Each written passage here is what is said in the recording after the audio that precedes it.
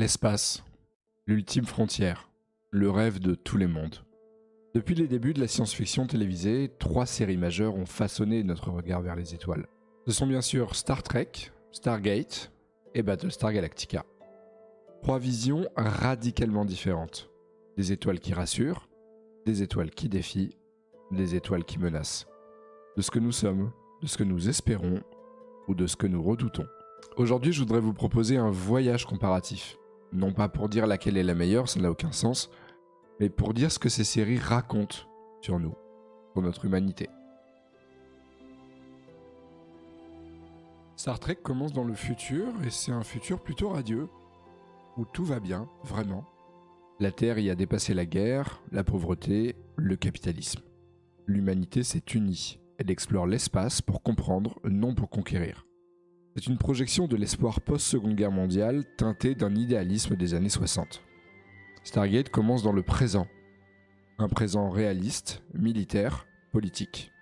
On découvre que la Terre est reliée à des centaines de mondes par un réseau oublié, la Porte des Étoiles. Le programme Stargate est un secret, gouverné par l'armée américaine. C'est l'univers connu, avec une ouverture sur l'inconnu. Plus que de la science-fiction, c'est de la géopolitique galactique. Battlestar Galactica, c'est un petit peu l'inverse. Ça commence par la fin. L'humanité, dans un autre système stellaire, est presque entièrement anéantie par les Cylons. Des machines conscientes qu'elle a elle-même créées. Les survivants fuient, menés par un vieux vaisseau de guerre, le Galactica. Leur quotidien ? La survie, le doute, la peur. C'est une allégorie post-11 septembre, une parabole religieuse, une dystopie. 3 séries, 3 contextes, 3 philosophies dès l'ouverture. Stargate nous ramène à une humanité imparfaite. L'équipe SG-1, ce sont des gens ordinaires. Un soldat cynique, un archéologue idéaliste, une scientifique brillante, un alien en quête de liberté. Ensemble, ils affrontent des empires millénaires, et souvent, ils gagnent. Pas grâce à la technologie, mais grâce à leur créativité, leur solidarité, leur ténacité. C'est une SF du possible, ça pourrait être nous. Mais Stargate montre aussi les tensions humaines, politiques, militaires, religieuses. Les peuples rencontrés reflètent des questions contemporaines. Esclavage, résistance, fanatisme, progrès mal maîtrisé. C'est une série sur la liberté, la nôtre et celle des autres. Star Trek propose une humanité idéalisée. C'est la vision de Gene Roddenberry, son créateur. L'humain peut dépasser ses instincts. Les conflits ne sont pas internes, mais viennent de l'extérieur ou de dilemmes moraux complexes. Le capitaine Picard représente la diplomatie, Janeway l'exploratrice pragmatique, Sisko le leader spirituel et militaire. Mais Star Trek, notamment dans DS9, ose aussi montrer les failles. La guerre contre le Dominion oblige la Fédération à transiger avec ses principes. L'utopie n'est pas naïve, elle est un objectif fragile. Battlestar Galactica, enfin, propose elle une humanité à nu, fragile, traumatisée et surtout divisée. Les survivants ne sont pas unis, ils se méfient, ils conspirent, ils s'affrontent pour le pouvoir. On truque des élections, Adama qui impose l'autorité militaire, Baltar qui trahit, plus par faiblesse que par ambition. C'est une série sur l'humanité en crise, une crise morale, politique, spirituelle. Une humanité confrontée à un double, les Cylons. Machines mais sensibles, parfois plus humains que les humains eux-mêmes. Battlestar Galactica fait de la technologie une malédiction. Les Cylons sont notre création et ils se retournent contre nous. Résultat, on débranche. On revient à l'analogique, les ordinateurs sont interdits de réseau, on écrit sur du papier, on cache le progrès. Mais les Cylons eux-mêmes évoluent. Ils doutent, ils aiment, ils croient. La technologie devient organique, spirituelle. Et l'humain, lui, devient de plus en plus dépendant de la peur. Dans Star Trek, la technologie est plutôt une alliée. Elle soigne, transporte, nourrit. Elle est au service de l'humain. Warp drive, holodeck, traducteur universel, synthétiseur. Tout est propre, stable, maîtrisé. Même les robots comme Data sont des amis, des compagnons de réflexion sur l'âme. Là encore, bien sûr, des nuances existent. Dans les films récents ou dans certaines séries comme Picard, la technologie devient ambiguë. IA dangereuse, manipulation génétique, armes oubliées. L'utopie technologique est parfois remise en question. Dans Stargate, la technologie est ambivalente. Déjà, elle ne vient pas de nous, elle est alien. Ancienne, souvent incomprise. La Terre va utiliser les armes Goa'uld, les drones anciens, les E2PZ, parfois avec succès, parfois avec désastre. Exemple, les réplicateurs, intelligence artificielle autogénérative, illustrent le danger de la technologie incontrôlée. Et le thème de l'ascension, forme de vie énergétique, pose la question de la transcendance scientifique. Où s'arrête la science? Où commence le divin? Star Trek valorise toujours la diplomatie. La guerre n'est jamais glorifiée, elle est une anomalie. La directive première interdit d'interférer avec des civilisations moins avancées. Les conflits sont souvent des dilemmes moraux. Faut-il aider un peuple en danger? Faut-il sacrifier un individu pour sauver un monde? Mais la franchise ose aussi parler de pouvoir, de trahison, d'ambiguïté.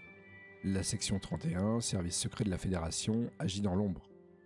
DS9 montre une guerre longue, sale, destructrice. Dans Stargate, la guerre est en fait constante. SG1 est une force d'intervention. Il y a des alliances, des trahisons, des conflits d'intérêts.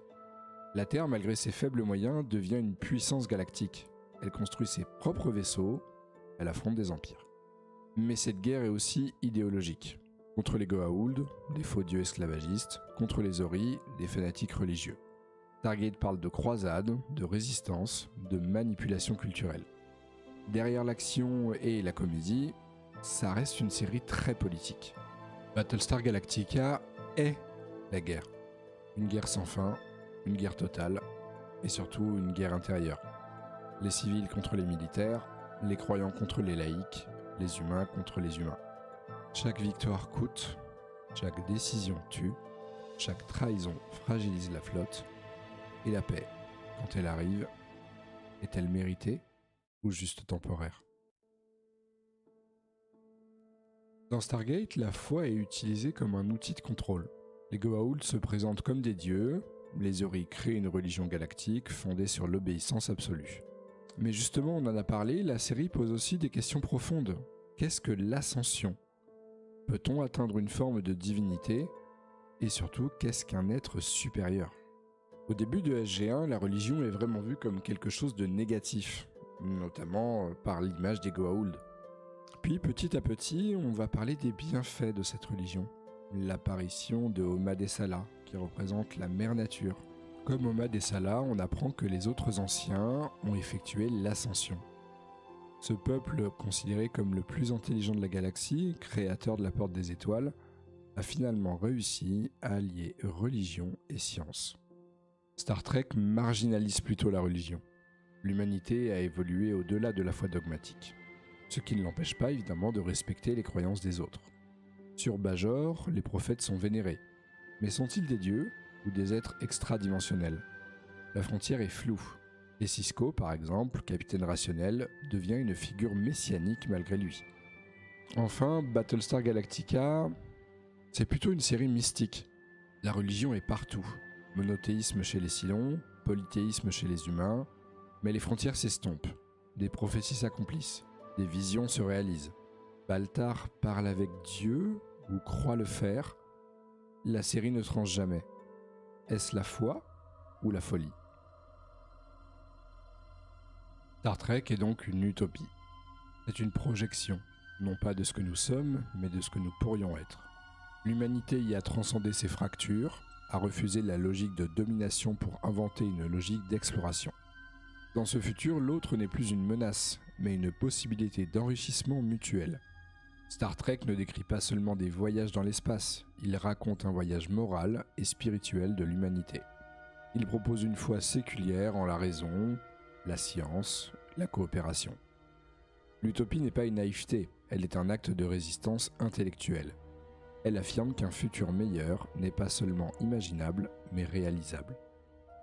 Stargate est plutôt un défi. Ici, l'humanité n'a pas encore résolu ses contradictions. Elle avance, mais à tâtons. Souvent divisée, parfois égoïste. Pourtant, confrontée à des menaces qui la dépassent, elle apprend, se réinvente, forge des alliances inattendues. Stargate ne promet rien, elle montre que le progrès n'est pas une ligne droite mais une lutte. Les tyrannies tombent, mais d'autres surgissent. Les victoires sont fragiles, toujours temporaires. Pourtant, derrière cette fragilité, il y a un enseignement. La liberté n'est jamais donnée. Elle se conquiert encore et encore.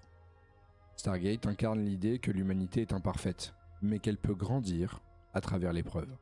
Battlestar Galactica est tout simplement une tragédie. Le récit commence là où les autres s'arrêtent, au bord de l'extinction. L'humanité a créé ses propres bourreaux, elle fuit, elle doute, elle se déchire.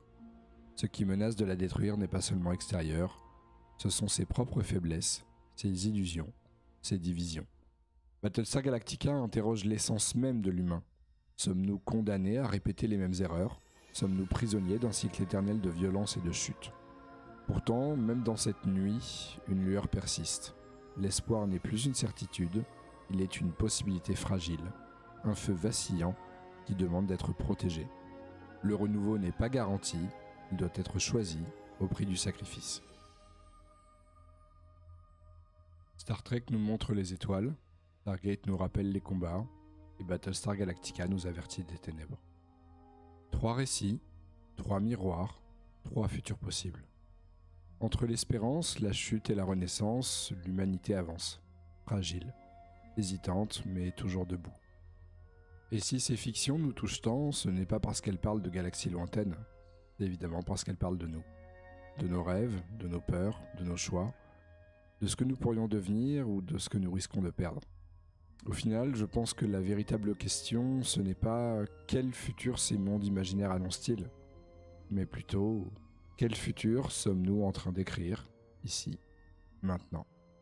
Car l'espérance n'est pas une promesse, la chute n'est pas une fatalité, et la renaissance n'attend peut-être que nous.